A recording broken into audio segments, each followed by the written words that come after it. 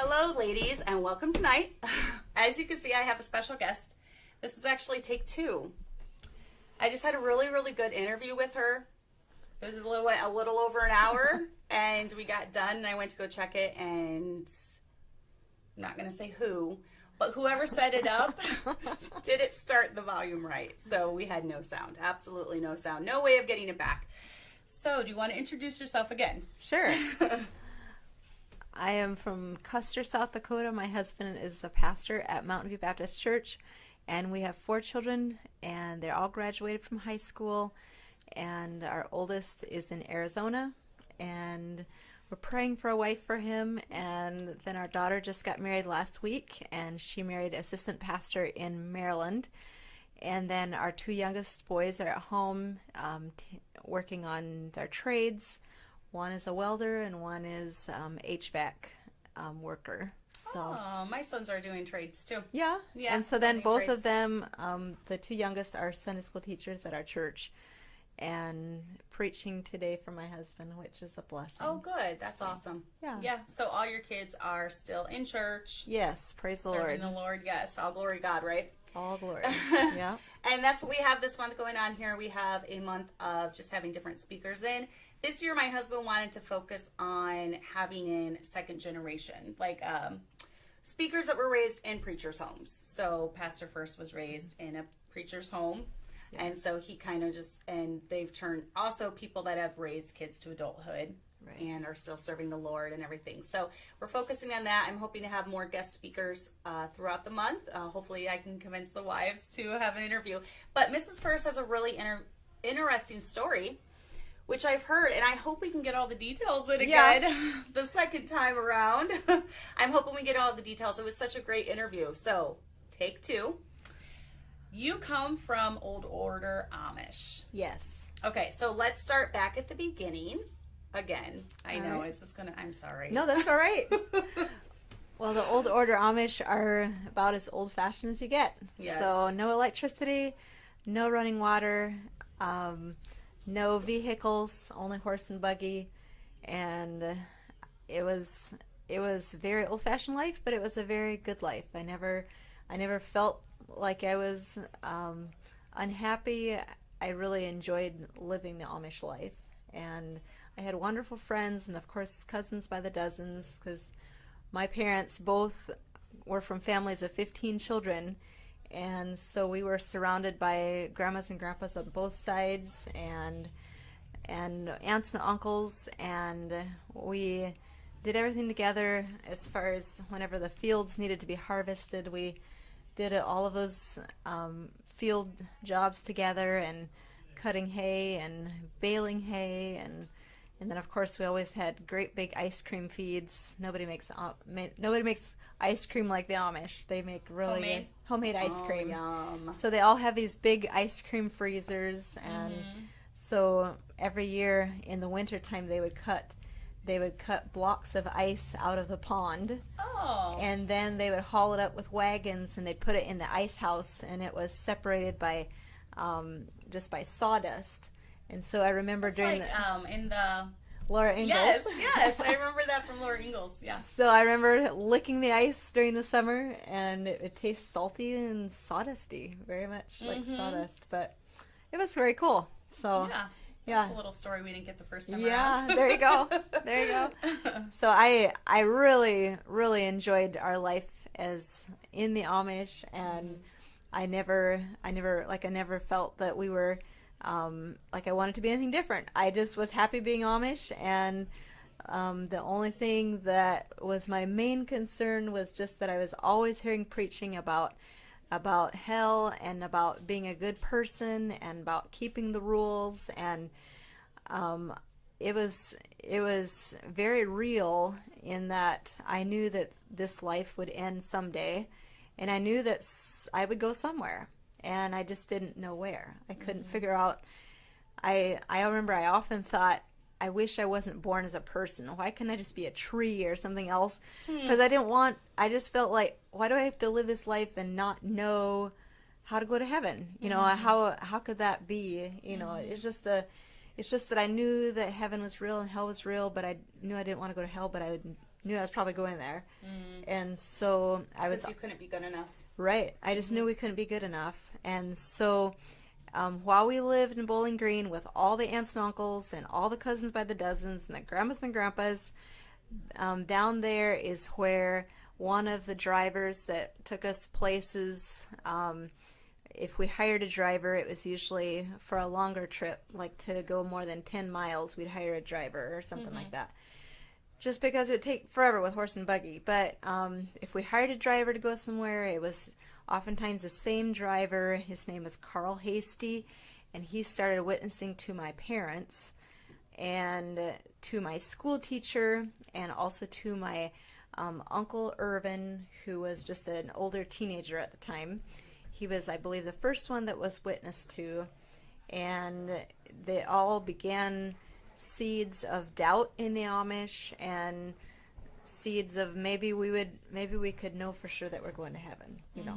And so he gave us a cassette tape player, and he gave us little cassette tapes where we could hear the preaching of God's word. And my school teacher, who was not much of a farmer, instead he was our school teacher because he was crippled. He had polio when he was little, and so he never became much of a farmer, and that's why he was such a good school teacher, is because he was very studious, and that's what he enjoyed doing. He did it very well. He was always our favorite school teacher, and he read the Bible, he studied the Bible, and once he got a hold of his cassette tapes, he really, really started studying about salvation by grace through faith, and that not of yourselves. And so it was just the godsend that he ever had polio, because that's how he became our school teacher, and that put us in contact with Carl Hasty, who witnessed to him and witnessed to all of us. And so my parents started having secret Bible studies at the teacher's house, Brother Glenn Yoder, and right there in that tight settlement with all of our relatives, the pressure was getting great because they knew that we were studying the Bible and listening to heresy. Right. Actually, is what they felt like. Yes, heresy, yeah. So, so that went on in Bowling Green, Missouri, for probably a year or so, and finally, my dad and our school teacher Glenn Yoder and his parents and his sisters and her husband and our other preacher, Petey Burkholder, and several of the other Burkholders, we all said, we want to go somewhere else and start a new settlement. Well, my parents, they felt like maybe Petey Burkholder, who had heard some of the Bible studies, maybe he would also study with us. Well, they decided they would all move together. So Petey Burkholder and the Yoders and all of us, we all moved an hour and 15 minutes north of Bowling Green, Missouri. We decided we would start a new settlement. We'd have less pressure from our family. We'd have more freedoms. We could make our own rules. And that's what Amish do whenever they go to new places. They come up with the rules that they want. And I love how you call it a settlement too. Like you're in the old west, you know, you're going west to do the settlement. So right. That's really interesting though. I didn't know that they did that. And we joke all the time here about starting our own compound. Oh yes. And it kind of reminds me of that. So it was just like 9 families, right? Yes. So 9 families moved to a different place. And when you go to these different settlements, one thing I didn't ask you about before, you said that you weren't living in an actual Amish house. It was an English house that you moved into that had the electricity, but it wasn't hooked to the electricity. Right.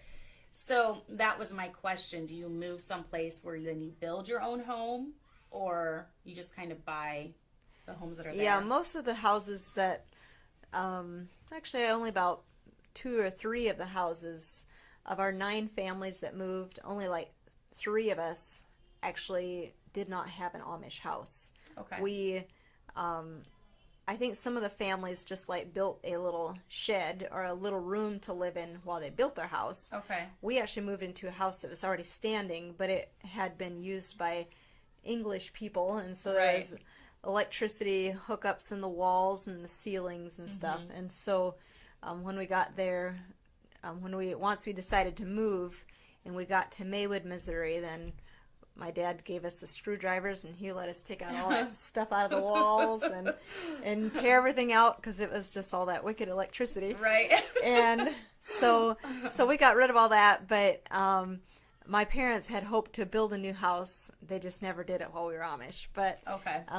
But several of the other places that were in that settlement that we had started in Maywood, they did build their own houses, and we immediately found a house that we rented for a schoolhouse, and we immediately built a milk house so we could keep our milk cool when we milked our cows. And so there's some things that, of course, we put in place as soon as we got there. Mm-hmm. And so when we got there, our parents had not been studying the Bible with our school teacher because they were just laying low, right, hoping to not make it a big deal. And of course, the people that knew that we were studying in Bowling Green, they of course were hoping that we were just forgetting the whole thing. Mm-hmm. And so when we got to Maywood, Missouri, we of course made our own rules, which we had chainsaws, and we had battery operated fences for our cows. Mm-hmm. And we could take the just old tires that were from English people, mm-hmm. and we could cut the wide tread, and we could wire them to our trailer wheels. Oh. So our big wagons and things would have this rubber. We'd cinch it around each metal right. iron wheel, just so that it would be a softer ride. Right. But just crazy, some of the things that we did just because we were allowed to, yeah. And we made our own rules. And that was another thing that was a little bit of a thought of inconsistency, is how can every settlement make up their own rules that is sin or not sin? Right. I mean, how can it be okay for us to have chainsaws, but in Bowling Green we could not have such a thing? That's true, because you don't have an absolute. Like, right. what are we following? Right. If we can just go here, then make up our own rules. Yeah. So, yeah. So whatever the preachers decide and whatever the group decides they want for their rules, that's what they make. Okay. Then it's sin or not sin, just based on what you decide you can have in this settlement. So when we moved there, we made our own rules. We had our own teacher, and we started having school, and it wasn't long. This was in 1982 that we moved there, so it wasn't long before my parents started having Bible studies at the school teacher's house again. And also his parents were in on the Bible studies, his sister, and we even had Dad's younger sister and brother that ended up leaving the Amish that still live in Bowling Green. They would come up sometimes to Maywood just to have Bible study with us. Oh, so they were interested. So they were interested from the get-go. Mm-hmm. Yeah, they were interested. But we started having Bible studies, and it wasn't long before we were going to school, and all of my cousins, my best friend Leah, they lived in Bowling Green with us, but they also moved to Maywood. Mm-hmm. And so I was very best friends with Leah. And of course we would talk, and she found out almost every day at school I would say something about being at the teacher's house. Mm-hmm. So all this news would travel to their parents, and the parents pretty soon found out that there is definitely something going on at the teacher's house. Uh-huh. So when they found our parents studying, there was one time they found them it was usually at night when they were studying, and then one time they found them studying with an English preacher who Brother Glenn Yoder had come in just to help explain some things. And so the preacher, Petey Burkholder, who had originally been studying with us, he was now the law, and he was saying, you cannot do this. And so after he threatened our parents that we're going to have to be excommunicated, and he's going to have to call my mom and dad's parents who live in Bowling Green to tell them what's going on with them. So he even threatened to tell my grandparents, which is crazy. That's funny. And your dad's almost 40 by this time. Right, He's like 38. Yeah. So anyway, our parents were threatened, and after that, my dad and mom didn't even take the horse and buggy to go to Glenn Yoder's house. They walked across the fields, and they did it at night so they wouldn't be caught. Mm-hmm. And it wasn't long before they were caught again. So this was like in 1983. This is like underground China almost. Yeah.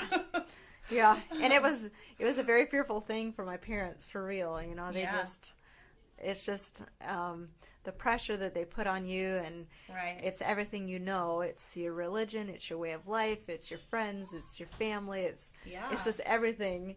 Mm-hmm. But it was like an underground type situation. Right. So anyway, so then they were found out again, and my parents had gotten saved in 1983. Just through studying the Bible with my school teacher, and the school teacher and his wife had gotten saved, and his parents had gotten saved. So several of the parents had gotten saved, but we were still Amish, and we were still going to the Amish church, and we were still trying to hide it. Wow. Was that really tough for them after they come to the realization of salvation and that it was free through grace, grace through faith, nothing added? Was that hard for them to then go to the Amish church every other week? Because you had services every other week and sit through that. Oh, it was terrible. Yeah. Because our parents, they knew that this is just not right, and they knew that inevitable was going to happen. We're going to have to leave. Yeah. And all these people are going to be so disappointed in us, and they're going to be so upset with us, and they're going to. It was a very, very hard thing for them to think about even leaving, right? Because it's just everything about you. It's not easy to leave a place like that. No, and I mean they've been raised their whole life in it. That's all they've ever known. Yeah. Isn't it a big scary world out there? It is, especially for an Amish person. Yes, all those Englishers. And you believe that they're all evil. Right? Pretty much. Yeah. And so anyway, so our parents. It wasn't long before they were caught again, and the preacher told them that they are going to have to be excommunicated, and that they would be put in like a ban, call it the bond. They'd put us in the bond, and that means they would be not allowed to communicate with the rest of the church people. They would have to eat at a separate table. They would be. It was like just a time of punishment for them. And our parents said, you can put us in the ban or the bond if you want to, but we don't think we can come back. And so then the Amish, of course, they started flooding to our house there in Maywood, and people from Bowling Green, where our family lived, they would come up by the van loads, and they'd sit around our room, living room, and they'd just cry and cry. And I remember going out to the barn and telling the boys that they were loading manure and working in the barn. I said, the Amish are here again. I don't know what's going to happen with Dad and Mom. And Dad and Mom, they would just hang their heads because they were just so afraid of their siblings and what they were going to say. And they didn't want to disappoint their family and their parents and their brothers and sisters. But they'd heard salvation. They had been saved, and they couldn't turn away from it. Right. And so every time the Amish would come up and visit, then our parents would feel so bad again and so guilty again. As soon as they left, then they'd go to the Brother Glenn's house, and they'd just get all worked, get strengthened again, because that's what they needed. Right. And so then after that, they would be strong again. They would be glad again. And somewhere in the fall of '83, I believe, is when they cornered my dad at an auction. And the Amish brothers said to him, if you leave, we're going to cut you out of the inheritance. And that was the only thing my dad had, materially speaking, is his family had a little bit of substance, and he would have gotten some of that. But they said, we're going to cut you out of the inheritance.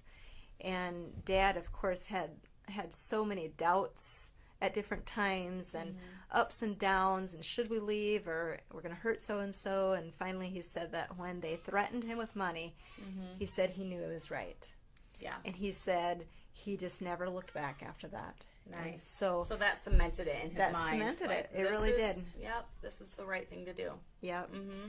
So in the fall, the Amish just kept on coming to try to persuade us to go back to the Amish and try to get us to not leave, and they would just make our parents feel really guilty. But there's a Bible verse that talks about that we have to stay in the things that we're taught, what our parents have taught us. Right. And they kept on bringing that up to our parents, that we're supposed to stay in the things that we've learned. And my dad, he finally said, well, what if you learned that 2 + 1 is 4? Yeah. What if you've learned it wrong? And of course they didn't like to hear that, because Yes. that obviously, I mean, we definitely believed, according to the Bible, that they just had not taught us right. Right. And so we weren't going to stay in it. But anyway, so then in the fall, my grandpa and a bunch of the Amish came from Bowling Green, and they tried to get us to go to the Amish church that day. And I remember my dad went out and hitched up the buggy, and I didn't know what he was going to do. But he helped Grandpa get in the buggy, and he just told him, y'all just go on up to the Amish church to the north side of the settlement. Just go on up there and go to church, and we're not going to go with you. And that was the day that I remember my grandpa cried, because he knew that we were gone. Yeah. And so we walked to the neighbor's house that day, and Brother Glenn Yoder, our school teacher, and the other people that were leaving, we all had church together, and it was a great time of encouragement, even though I know we broke our grandpa's heart that day. Yeah, So, that's sad. yeah. So That would be tough for, an Amish. And I wanted to kind of visit something that we had touched on in the first one. You said, I asked what Bible you read out of, Yes. in the Amish church, and it was German. yes. You said, Yeah. and they discourage you. They discourage you from reading English Bibles. Oh yeah, correct? never English Bible, never, never. And we didn't really understand the German Bible. We just understood we thought we understood some verses in the German Bible, just because the preachers told us what they meant. But we never studied them on our own. And the language we spoke was Pennsylvania Dutch, which is a dialect of German. And so then the English language we only spoke verbally with people who were English. Right. So once we went to school is when we learned how to speak English, and we had to learn English in our school. But anyway, as far as a German Bible, that was the only thing we were allowed to have. And this Carl Hasty, who had given us cassette tapes and preaching, it was all done in English, and it was all, had an English Bible that we could follow along, and we could read what the preacher was saying in the English Bible. And once we got the English Bible, that's when my dad started understanding Right. the Bible, understanding salvation by grace through faith. And I just remember verses in John, you shall know the truth. I think it's John 8:32. You shall know the truth, and the truth shall make you free. I remember my dad saying verses a lot in the house. He was always trying to encourage himself. I mean, not by works of righteousness which we have done, but according to his mercy he saved us. So he would say verses like that when he was studying, or when we were just still contemplating leaving. And of course Titus 3:5, not by works of righteousness which we have done. Is that the one I just said? Yes. I don't remember. Okay. Then Ephesians 2:8-9, for by grace are you saved through faith. That was the one. That not of yourselves, it is a gift of God. So all these verses he kept on saying. He said the mic's still covering your face. Oh, So we're gonna lower it a little bit. bit. There we go. Okay, perfect. So, anyway, so we learned a lot of verses just by our dad talking about verses in the house, and he was always trying to encourage himself, encourage Mom. And so in the fall, when we quit going to the Amish church, my parents had been saved, the school teacher was saved, and we were going to have to actually we had already left the church. And of course the Amish would still come and visit us because they wanted us to come back. And So were they not like fully shunning you at this point, as far as not having any contact, or? well, at that time they were still trying to get us to come back. Okay.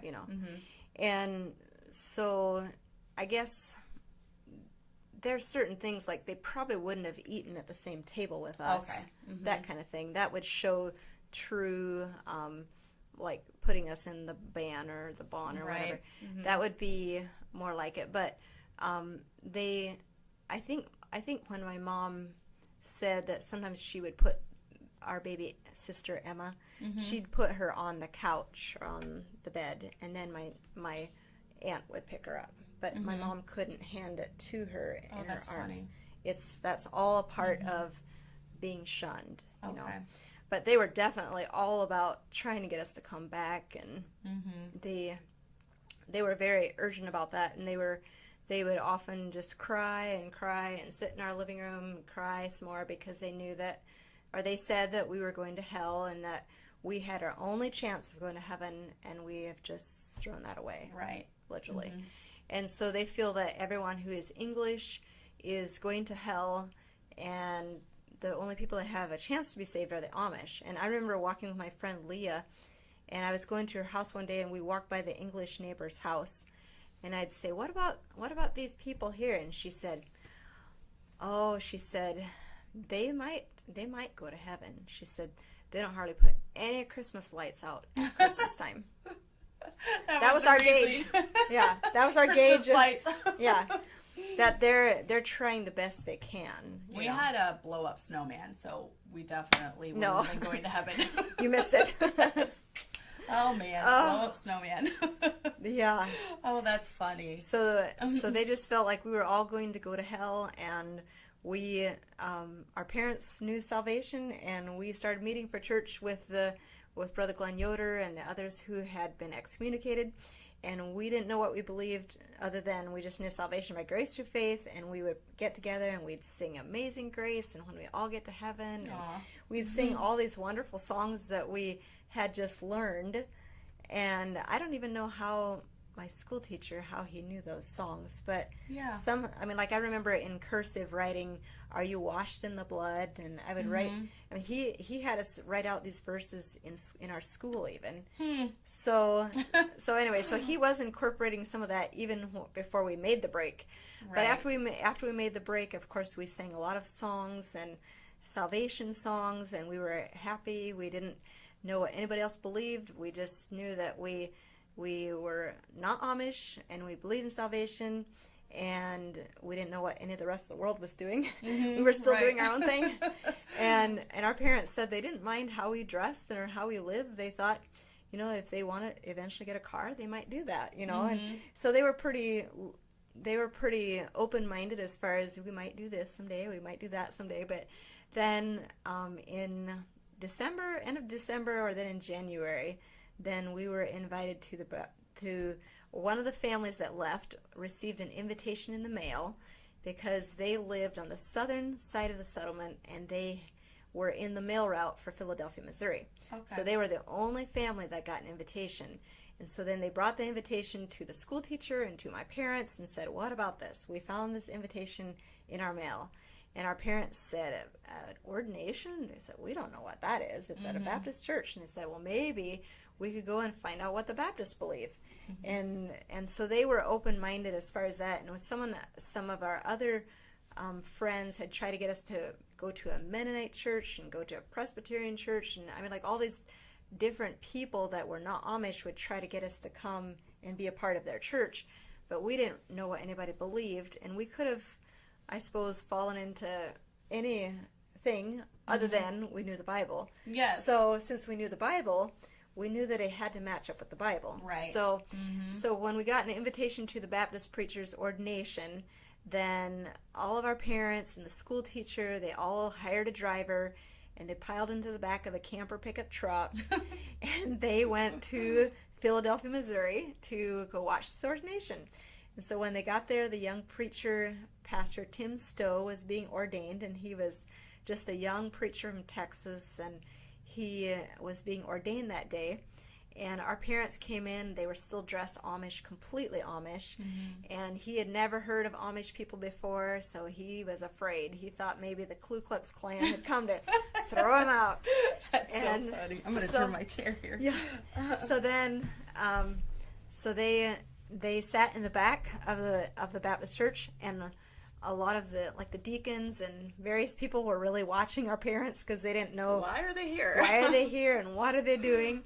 And so throughout the ordination, of course, they asked questions about what do you believe about eternal security and baptism and salvation and heaven and hell and the church, and I mean just all these different things they asked him in front of everybody. And our parents sat in the back, and throughout the questioning they kept on talking among themselves, saying, they'd say, well, that's what we believe, well, that's what we believe. And then pretty soon another topic would come up, and they'd say, well, that's what we believe from, Romans chapter 8, so they'd talk about all the things that the preacher was saying correctly that they had just learned from their Bibles.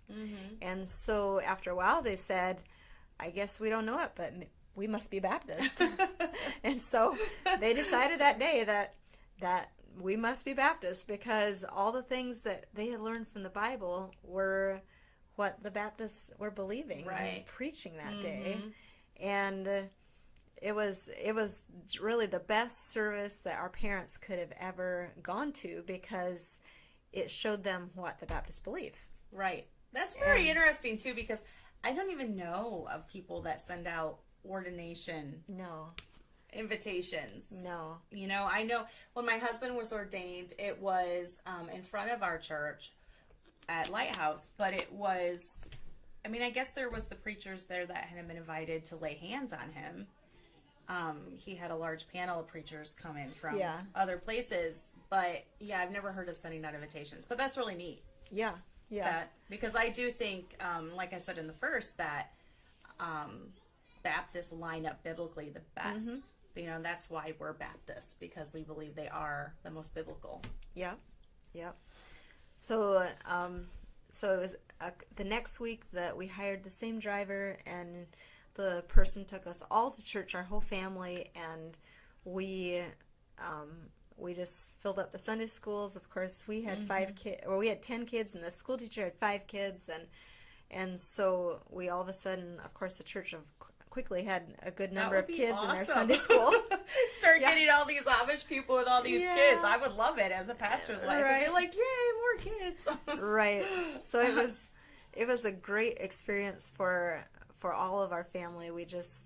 All the people were very gracious to us, even though they knew we were very different.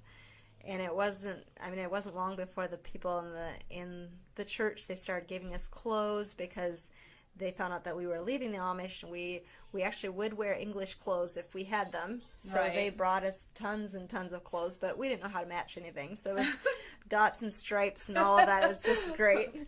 Pink and purple and red and, the brightest colors. It was great. Oh, that's funny. So we had fun matching things and putting things together, and we started going to the Baptist church, and then my three older brothers got saved, and our parents got baptized. And it was a time when it was just a great time for our whole family. The pastor and the deacons would come out and have a Bible study with our parents once a week. And he did that for probably 4 months. And he'd bring his guitar and he'd sing Bible songs with us.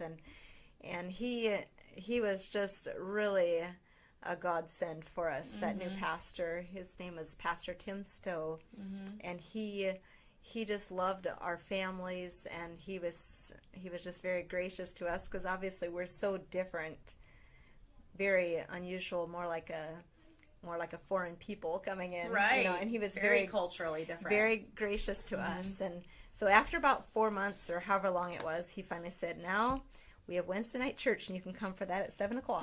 So we started going to 7 o'clock Sunday, Wednesday night church. So it was really a good thing how it ended up. And Pastor Tim Stowe, I just remember we had so many questions for him, because we never talked to a person from the outside who could tell us, about church or about the Bible or anything. So he was like our spiritual papa, he taught our parent, all the guys said, well, do we have to keep wearing these beards? Uh-huh. And the pastor Stowe said, I'll teach a lesson on that. So then next week he'd teach about the guys having short enough hair, you could tell you're a guy, and whether you wear a beard, it doesn't really matter. And, and so then my mom and the ladies wanted to know, do we have to keep wearing our head coverings? We don't feel like we can just go without our covering. So then he preached or taught on 1 Corinthians 11 how her hair is given for her covering, and so our pastor, he really taught us some things that were very unusual, but very relevant to us, because we didn't know any better, and so he just really took us under his wing, and he said that what was I going to say? About the ordination. He said that he typically has never heard of anyone sending out invitations for ordination. I never have. But he said he felt like he was supposed to send out an invitation. And so that's why he did it. And it was definitely the Lord that led him to do that, because if he hadn't, then that family wouldn't have gotten it. And I don't know how long. I would guess that maybe eventually we would have become Baptist, but definitely not in the time frame that we did. Right. So about 4 weeks after we started going to the Baptist church the first time, then my dad got his driver's license, and then he bought a van, and it was just pretty much a tin can. But we thought it was the best thing in the world. It's better than a buggy, right? Oh, much better.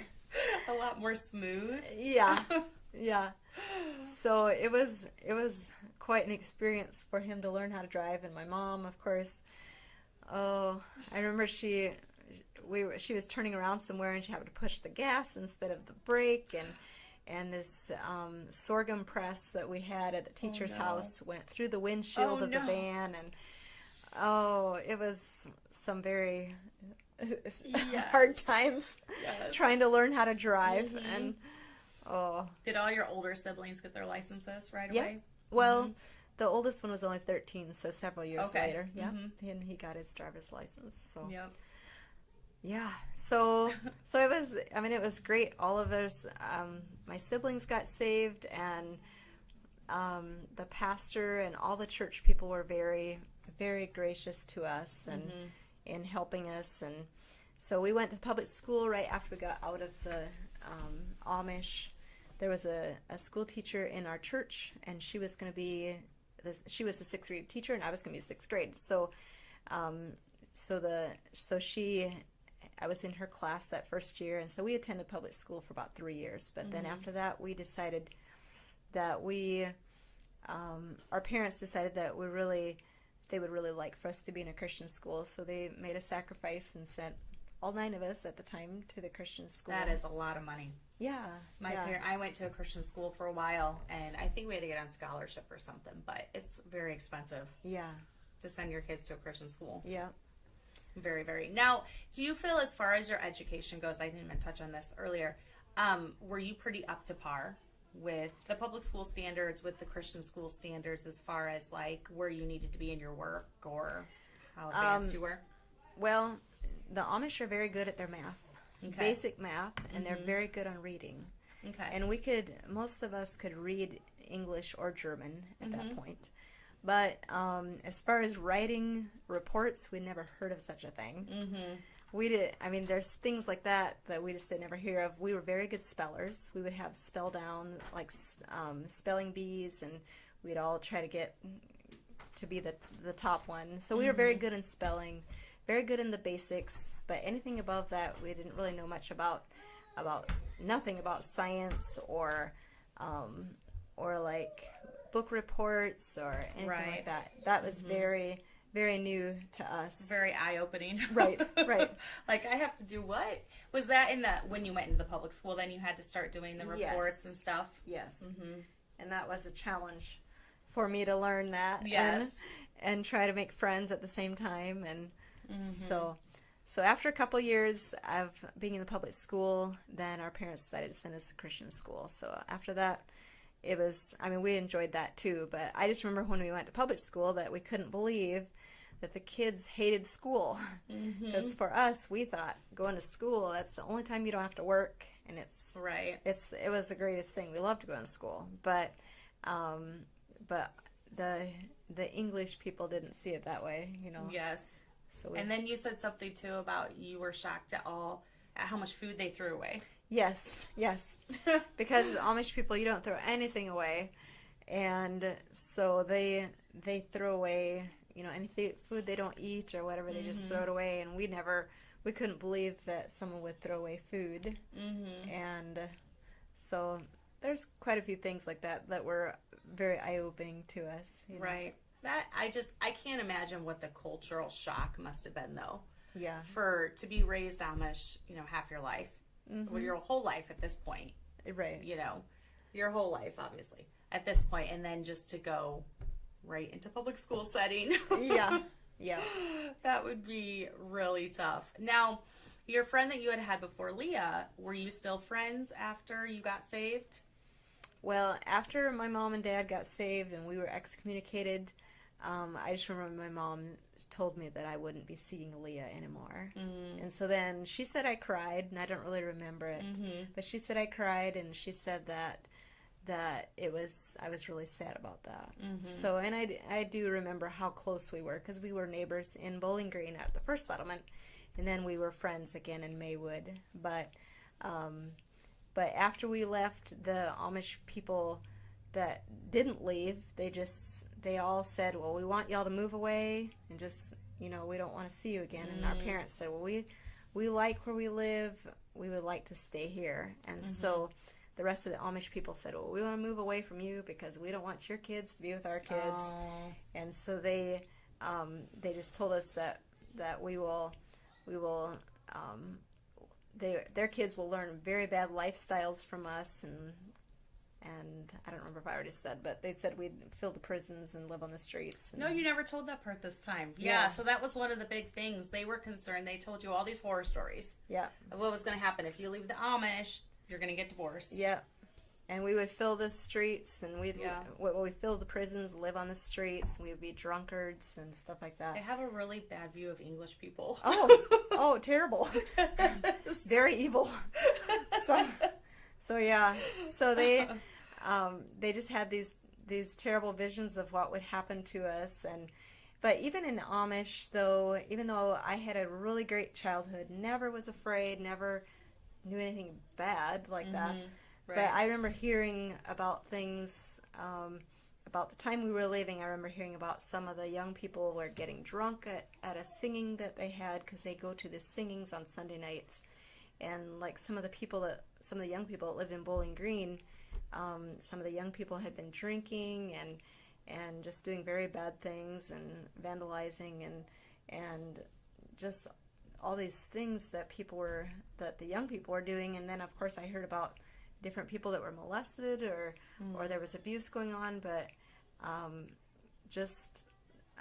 always tell people that even though they look like the perfect people, they're still unregenerate, and they still do unregenerate things. Right. Just not as much advertised, because they're hidden. They're Amish, you know.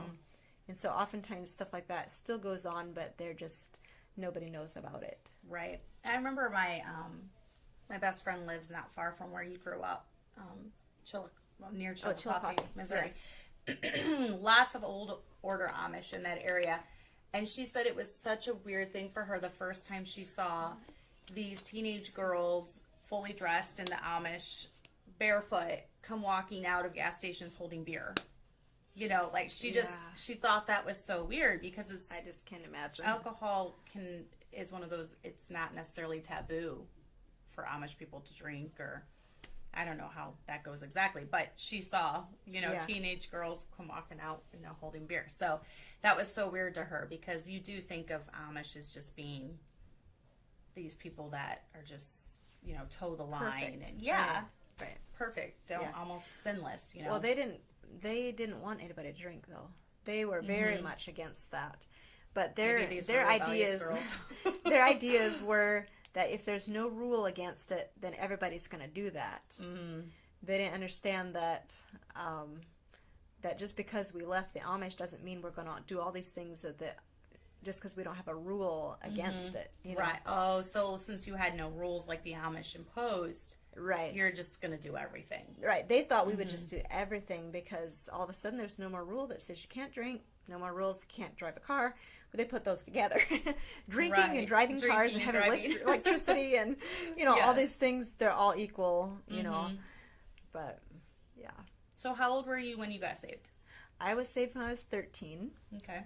And I had heard salvation preached for like 3 years up at that time, and I just remember it was hard for me to understand that when the preacher said, "Just pray and ask God to save you," I remember I just said, "Well, I can't pray because I don't have a prayer book," you know. And so the Amish were very, very much that they felt like the only way to pray is when you pray a printed prayer out of a prayer book, and it was in German, and so it was hard for me just to learn. I just have to trust and just accept the Lord, and it's not through something black and white. Amish were very literal people, very black and white, and so just to know that the Lord is there and that the Lord died for me and can save me, just for me to call out to Him. And so I believe I was saved when I was 13. And all of my siblings, 3 older brothers, and then 6 younger than me, they have all been saved after when they were old enough to understand. And so all of us were active in the Baptist church, and our pastor, he was there for 5 years, and he was an encourager for us as a youth group, and we never had TV, so when he would take us on trips to go to McDonald's or anywhere, it was just like the first time we've ever been to McDonald's, or the first time, you know, to go here, to go there. Amazing. It was amazing. Yes. And so he had fun in that. Everything that he took us to do, it was brand new. It was like we'd never done it before. He could have taken you anywhere, and it was an adventure. Oh, I know. So as teenagers, he took us to youth rallies, and the youth rallies, we would have 3 chapters that we were going to be quizzed on. And so all of my teenage years, I memorized a chapter a month. Nice. On through Philippians and different books of the Bible, we would memorize a chapter a month, and then we would, whatever questions came, then I knew it was chapter 1 verse 25, like think it through, and then it was a closed Bible test, and so then we learned to memorize. We loved to memorize, and so that was something that helped me as a teenager. And then also, even though we got electricity and all that in our home, we never had TV growing up, and so then whenever we still did chores, we were still farmers and still milked cows. And then I remember having a little booklet with me, a little notebook, and whenever it's my turn to feed the cows, that was like the lazy job, because I could sit back there and just work on my scripture memory.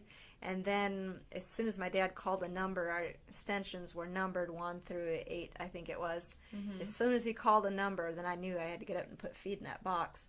But other than that, I just sat back there and listened and would review my memory verses. So I remember being in the barn or driving my bike on the pig lot, and every round I'd stop and check my verses, and that was something that our pastor Tim Stowe really helped us with, was just that church was everything, the Bible was everything. We loved being with our family. Something that might be interesting is that as Amish people, they don't show affection for anybody in their family. We didn't really know what a hug was. You didn't ever kiss somebody or hug somebody. So when I was a kid, I was invited to someone's house, and I was probably 13 or 14, and we were sitting at the table with this family, and they had me over, and they asked me questions about the Amish, and I told them, I said, well, my parents have never kissed. And the parents were the mom and dad that were sitting at the table, they were just laughing. They were just laughing. And I sat there and I thought, oh, I don't know. Maybe I never asked them. And I just remember thinking about, oh, maybe they did. Maybe they did when I wasn't watching. I mean, Amish people don't show affection at all. And so I remember just the weird stuff like that. And then Pastor Stowe, I remember when he was, when we were just kids in the church, he was only there for 5 years, but man, everything we learned was from him because we didn't know anything else. Right. And so then I remember on Mother's Day, he would say something like, now, children, make sure that when you go home tonight, make sure you give your mom a good night kiss and tell her Happy Mother's Day. And so then all of us would talk about, like, are you going to go first? We all have to do this. So it was really hard for us to kiss our mom and tell her we loved her. I was like, oh man, how do I do this? And we were so not affectionate. Right. And they never showed affection for us, and we never showed affection for them. And so, same way, man, when it's Father's Day, I was like, oh man, we're going to have to do this again. That's hilarious. But now we all show love to our parents. It's good. Do you feel like after you got married and started having kids, was that something you had to, did it just come natural? Or was it something you kind of had to push yourself to do? Well, by then it came natural. Yeah. Because by the time we were in our older teenage years, it wasn't so awkward for us to tell our parents we loved them. Okay. Give them hugs. But man, the first couple of years, it was like sweating it on Mother's Day and Father's Day. And it's so cute though that you wanted to do it because our pastor told us we need to do this. Yeah, he told us. So we gotta tell them that we love them. That's really cute. Yeah. You know, that's not even an Amish thing. I think a lot of even older generations were raised that way. Yes. My mom's parents, she tells me the story. She tried to break it with us, and it was hard for her. And I've tried to I'm still not a hugger when it comes to people. Yeah. People that aren't my family. Sure. I'm very cuddly with my kids, my husband. People that aren't my family. I'm not a big hugger. But she said she never heard her parents tell each other they love them. She never saw them kiss. She never saw them hug. They never did it to them.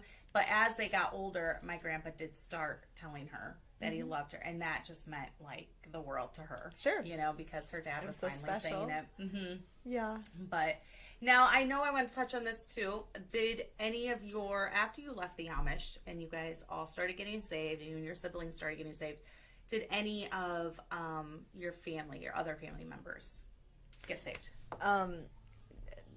My dad's younger brother and his wife, and then his younger sister and her husband, they still lived in Bowling Green, and my dad would go down there and witness to them. And my dad's brother John and his wife Mary, they actually lived in the Doughty house at my grandpa's place. Okay. So it was like a grandpa house, and they were kind of like the caretakers of my grandma and grandpa, but they lived in the little house. And so my dad, after we left the Amish, my dad would go down and cross the fields at our neighbor's house and go up to John and Mary's house in the dark to try to help them and try to have a Bible study with them. And they had to cross fences. It was some work to get down there, but it was right on their property, on Grandpa's place. And to literally sneak around on their property. Right. Like we said before, almost like an underground China thing. Yeah. But, you're trying to be very secretive because it could get him in trouble. Yeah. Yeah.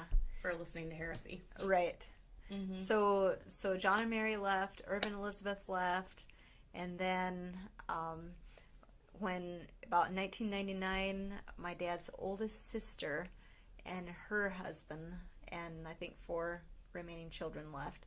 But her name is Barb, and her husband's name was Sam and Barb Burkholder. And so then they were leaving about 1999 when my dad was visiting us in Wyoming. And so Dad kept on getting these phone calls, and he'd say, oh, hold on, I got to go answer this phone call. So he'd go answer the phone call, and it would be Sam Burkholder, and Sam would say, I'm at a payphone.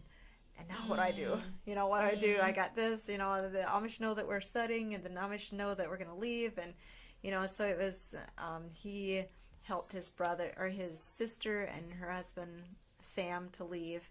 And in that case, they had 4 children, at least 4, I think, that were married into the Amish. And one of their sons was the Amish preacher. Wow. And so they had 4 kids who all of a sudden they can't see them ever again, Right. or see their grandkids Oh, again. that's sad. And then of course the kids shun their own parents for leaving. And so my dad has helped 3 of his siblings, and of course the Lord just brought them out. My dad, of course he encourages them, but my dad's number is out among the Amish, and he is often called from various places across the United States, especially in the Midwest, where people call him and ask him, what do I do now? And so Dad has tried to help people and go have Bible studies with people and try to help people to leave. So if you're an Amish secretly watching this, leave a comment. We'll hook you up with the number to call. That's right. You can learn more about all this stuff we're talking about. But I did want to touch on, I know we're just about out of time, just the legacy that the guy that first witnessed you has left. Oh, yeah. Well, he was not a real conservative Baptist. He was a Southern Baptist. He smoked cigarettes. He was not what you would consider as an aggressive soul winner. Right. He just was a quiet, saved person that was caring to us, and he shared with us what the Lord did for him, and he gave us materials to listen to, and it was exactly what we needed. And before we ever left, then he died, and he never saw us on this earth again. Right. He died, and now, of course, he sees in heaven that Right. we've all left, Yeah. all of us. So in our family, there's two missionary kids, and my husband's a pastor, and then in John and Mary's family, they have, I think, 3 or 4 kids that are missionaries. That's awesome. And so there's just people that have been missionaries for a long time, and I another can't generation. imagine. Can you imagine the fruit? I mean, that's really just, I don't know, he's up in heaven, and let's say as they're coming in, the Lord's like, there's another one that was reached because you gave the gospel. There's another one. There's another one. And I feel like Christians don't give themselves enough credit when it comes to just sharing the gospel. Right. You don't know who you're going to reach. You don't know the lives that you're going to impact. And this is just someone on the job. Right. And we all have different stories, so we have to use the story that the Lord has given us, tell what the Lord did for us, and it's going to help somebody. So yeah, that's pretty amazing. So once again, if you were to tell an Amish person right now listening in secret, maybe the title grabbed their attention, or they're searching or something, what would you tell that person? That's anyone that's seeking salvation, the Lord? I would just say that I'm trying to remember how I said it the last time. So anyway, I would just say that there's no amount of works that is going to save anybody. And sometimes I've actually given the gospel to people, and they say, well, I'm not Amish. I say, but a lot of people are trusting in their works just like the Amish people are. I would say that's the majority of religions. Yeah. So people often tell me, well, I thought the Amish are saved. Nobody is saved for being a nice person. No. I mean, they might look like the perfect people, but they are not saved. And whether it's Amish or Mennonite or any other religion, if someone's trusting in their religion, that's not salvation. And if it was an Amish person, I would say search out the truth, because I don't believe there's anything special about myself. I feel like every person who was Amish, if they saw the light that I saw, that they would want to be saved. Because the truth is the truth, and no amount of religion or people thinking that you're wonderful is going to get somebody to heaven. Do you think the Amish kind of fit the modern day Pharisees in a way? Very much very so. Religious, basing their eternity, whatever, on their works. Constantly weighing their works. They're very, very pharisaical, and They They're are very judgmental, aren't they? They are very Yes. judgmental. I was going to use that word actually. They are actually so their pride. How do we say that? They're so proud that they're so humble. That's really how they are, because they feel like the harder you can make life on yourself, the more merit you have with God. And so they feel like the harder you make it on yourself, that's humbling, and that means that they are in better standing with God, you know, because they're so humble. But they do very much look down on the rest of the world, who they can't help they were born into an English world, you know? And that's always what we said. You can't, you know, those people, they can't help they were born that way, you know? And so it's just a very pharisaical religion, and people that feel good about their life, and oftentimes they're made even more proud by the English world that praises them. Right. You know? Yes, I've noticed that too. And, you know, I used to have a fascination with the Amish until I started realizing just how damning their teaching is, as far as it's sending them to hell. Right. And it completely lost the allure for me and the sparkle once I realized, you know, what they're teaching and just how bad it is.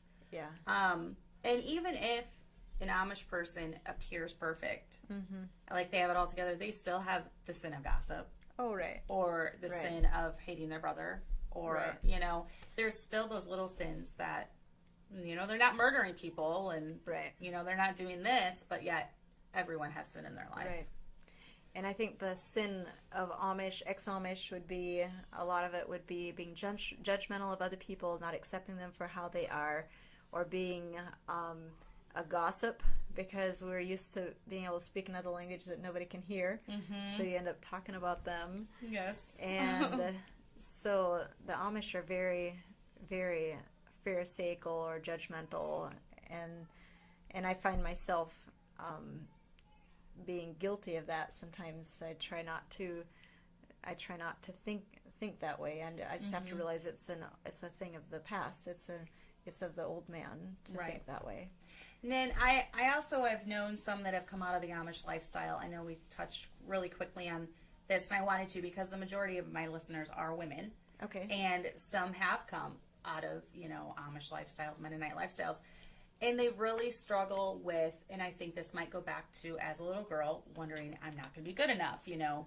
They really struggle with the sense of not feeling good enough, or I'm not a good enough wife, I'm not a good enough mom, you know, I'm not a good enough human being. Did you struggle with that, and how were you able to overcome that?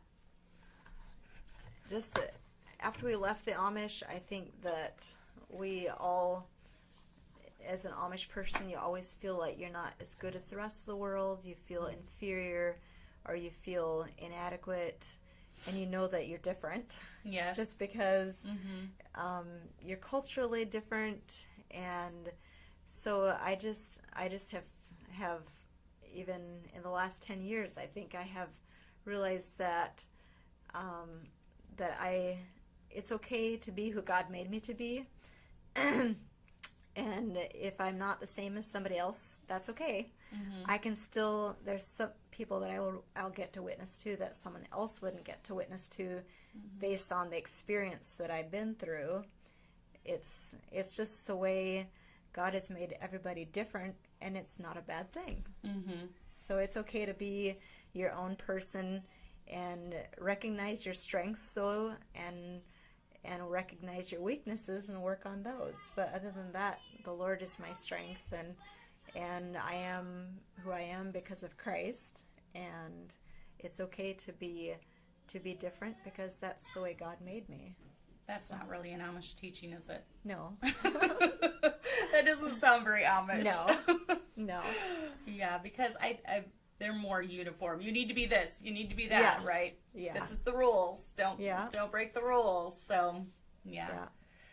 Well, very interesting. I hope everyone got a lot out of your story. Now I know it like the back of my hand You now know it. because I've heard it twice now. Maybe I'll let you tell it next time. All right, I'm going to tell Wilma's story. But thank you for being such a good sport. Oh, you're fine. I know, we're totally talked out now because it's been 2 hours, over 2 hours of talking now. But it was so good and I love the story, so I wanted to get it out there. So thank you for being a good sport and coming back and doing it again. So anyways, ladies, we will see you next week. If you have any questions or comments, leave them below. I'll get them to her. Tell her to go answer them because I can only answer from what I've read in Beverly Lewis books. And that's about it. That's about and movies that I've watched. So, but thanks for joining us and join us next week with another special guest, hopefully. So, bye.